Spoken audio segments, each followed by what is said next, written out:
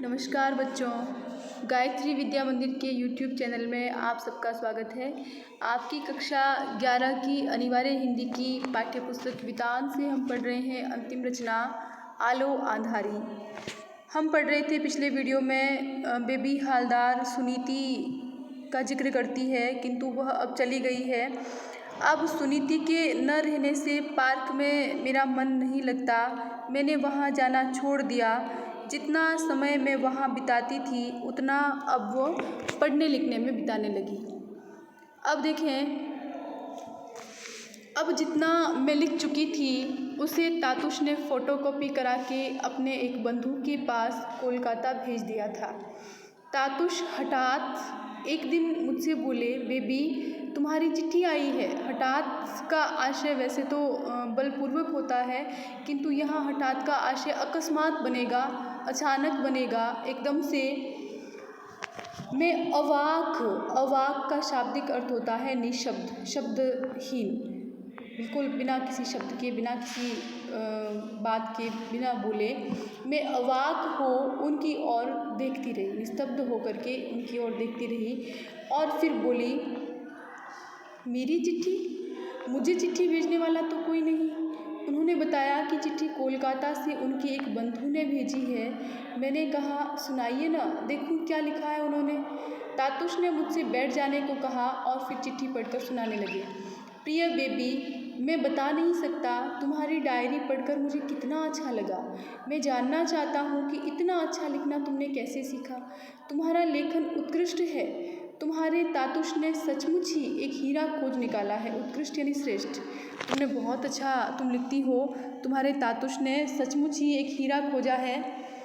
मैं बहुत लज्जित हूँ कि तुम्हें बांग्ला में नहीं लिख सकता। मैं लज्जित हूँ कि मैं तुम्हें बांग्ला में लिख नहीं सकता। मैं बांग्ला पढ़ सकता हूँ, लिख नहीं सकता। मैं तुम्हारे तातुश से 1 वर्ष बड़ा हूँ। इस वयस में भी तुम्हें चिट्ठी लिखने के लिए बांग्ला लिपि सीखने की इच्छा होती है। यानी कि मैं तुम्हारे तातुश से भी बड़ा हूँ, लेकिन फिर भी इस उम्र में भी मेरी इच्छा होती है कि मैं बांग्ला सीखूँ, कारण बेबी को चिट्ठी लिखने के लिए। पर वह अब संभव नहीं। तुम किताबें पढ़ो और तातुश के पास से बांग्ला अभिधान बोले तो शब्दकोश, बांग्ला अभिधान लेकर रोज़ उसे पलटा करो। तुम्हारी कहानी जानने की मेरी बहुत इच्छा होती है। यहाँ मेरे जिन जिन बंधु बांधवों ने तुम्हारी डायरी पढ़ी है वे सभी उसे चमत्कार लेखन मानते हैं। मेरे एक बंधु ने कहा है कि वह तुम्हारी रचना को किसी पत्रिका में छपाने की व्यवस्था करेंगे, लेकिन उसके पहले तुम्हें अपनी कहानी को किसी एक मोड़ तक पहुंचाना होगा। आशा करता हूं कि तुम कभी लिखना नहीं छोड़ोगी। ये बात किसी भी दिन मत भूलना कि भगवान ने जिस पृथ्वी पर तुम्हें लिखने को भेजा है, आशीर्वाद के साथ, यानी कि क्या कहते हैं, तातुश के जो बंधु हैं जो कोलकाता में रहते हैं, बेबी हालदार के द्वारा लिखी जो उसकी आत्मकथा है, उसको जब पढ़ते हैं तो उन्हें बहुत अच्छा लगता है और बड़ी जिज्ञासा भी व्यक्त करते हैं उसके आगे की कहानी को जानने के लिए, और उसे आशीर्वाद क्या देते हैं कि भाई उसे ये याद दिलाते हैं कि तुम ये कभी भी मत भूलना कि भगवान ने तुम्हें यहाँ लिखने के लिए ही भेजा है, यानी कि लेखन तुम्हारी जो है वो कला है। आशीर्वाद के साथ यही समाप्त करता हूँ। चिट्ठी सुनकर मैं अवाक रह गई, निस्तब्ध रह गई कि मैंने ऐसा क्या लिखा है जो उन लोगों को इतना अच्छा लगा। उसमें अच्छा लगने की तो कोई बात नहीं, फिर मेरी लिखावट भी ख़राब है और लिखने में भूलें इतनी कि उसका कोई ठिकाना नहीं, फिर भी उन्हें अच्छा लगा तो क्यों? मेरी कुछ समझ में नहीं आया। मैंने तातुश से पूछा कि मैंने जो लिखा है वह उन्हें इतना अच्छा क्यों लगा, तो तातुश बोले, तुम नहीं समझोगी। मैंने कहा, मैं सचमुच ही कुछ नहीं समझती। भगवान ने समझने की क्षमता ही नहीं दी मुझे, लेकिन मैं समझना चाहती हूँ। तातुश ने कहा, तुम्हें इन सब बातों को लेकर अभी माथापच्ची करने की ज़रूरत नहीं है। तुम अपना काम किए जाओ, बस लिखो और पढ़ो। उसी से सब कुछ अपने आप ही तुम्हारे दिमाग में घुस जाएगा। तातुश की बात मैं अनसुनी न करती तो क्या करती?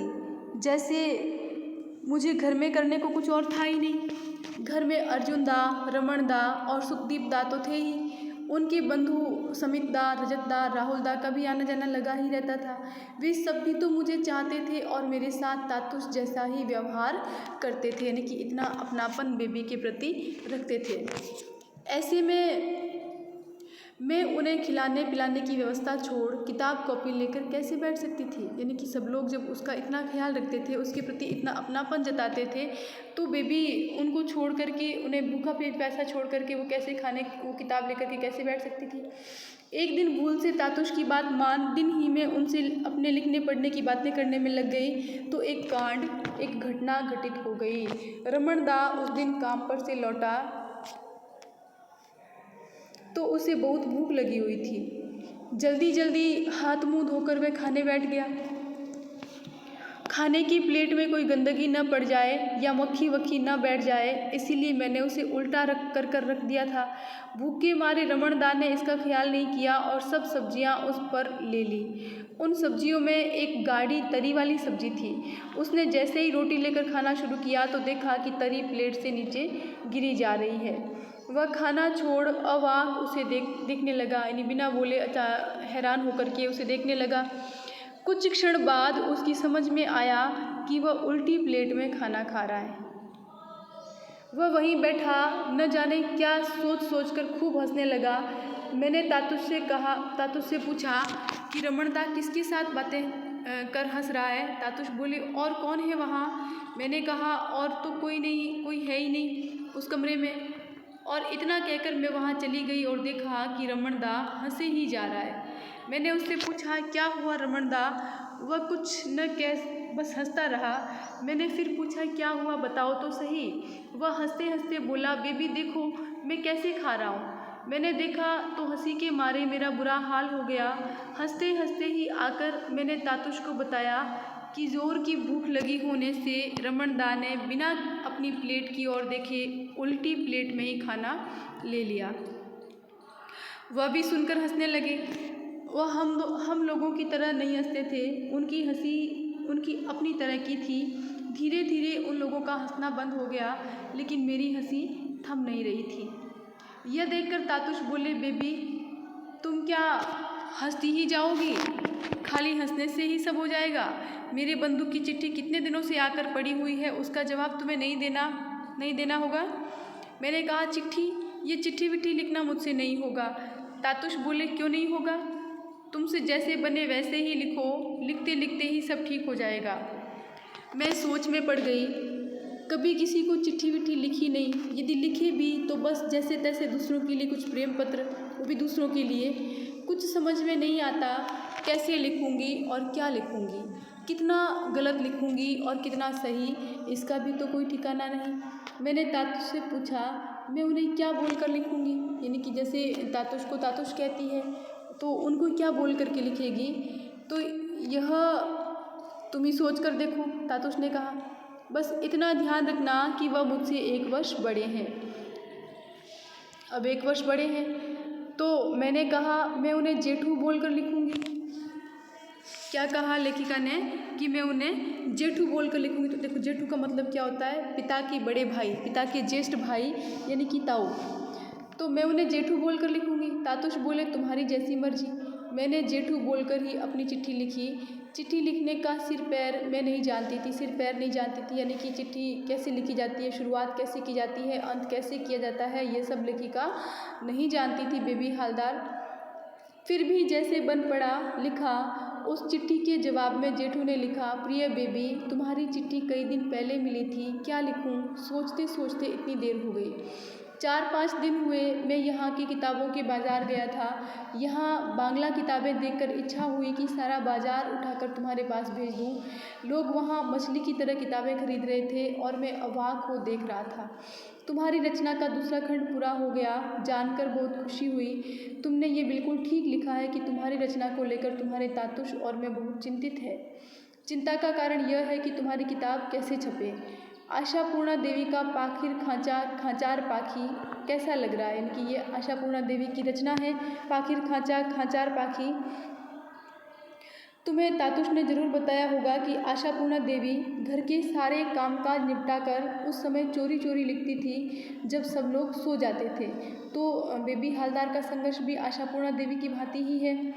उन्होंने केवल बांग्ला ही पढ़ी थी और घर से बाहर भी वह बहुत कम निकली थी। मैं और तातुश दोनों ही आशापूर्णा देवी की लिखने पढ़ने की दुनिया की काफ़ी खबर रखते थे, जबकि हम में उनकी कानी उंगली बराबर भी लिखने की क्षमता नहीं थी। कानी उंगली बराबर कहने का आशय कि जरा सी भी सामर्थ्य उनकी तरह नहीं थी। तीसरा खंड कितना आगे बढ़ा, मेरा प्यार लो तुम्हारा, हाँ, तुम दूसरी आशापूर्णा देवी हो सकती हो, ये बात मेरे मन में बार बार आती है। तीसरा खंड कितना आगे बढ़ा, मेरा प्यार लो तुम्हारा जेठू।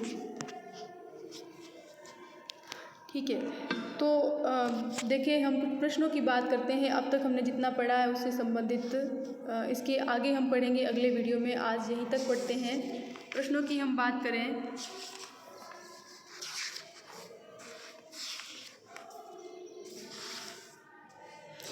पहला जो प्रश्न है आपके अभ्यास का कि पाठ के किन अंशों से समाज की यह सच्चाई उजागर होती है कि पुरुष के बिना स्त्री का कोई अस्तित्व नहीं है।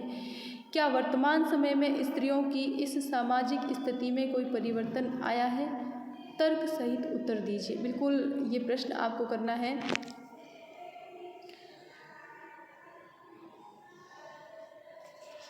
यह एक ही प्रश्न आप करें आज की वीडियो में, फिर बाकी प्रश्नों की बात हम अगले वीडियो में करेंगे।